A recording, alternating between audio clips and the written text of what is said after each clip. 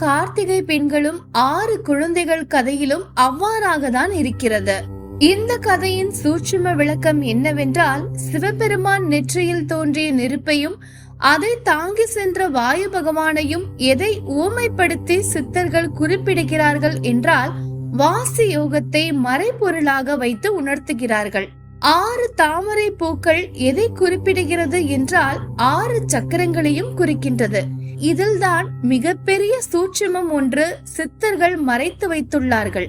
அது என்னவென்றால், முதல் தாமரை மூலாதார சக்கரத்தை குறிக்கும் இந்த தாமரை 4 இதழ்களை கொண்டதாகும்.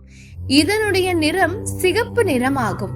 இரண்டாவது தாமரை சுவாதிஷ்டான சக்கரத்தை குறிப்பதாகும். இதில் 6 இதழ்கள் மற்றும் ஆரஞ்சு நிறத்தில் இருக்கும். மூன்றாவது தாமரை மணிப்பூரகம் சக்கரத்தை குறிப்பதாகும். 10 இதழ்கள் மற்றும்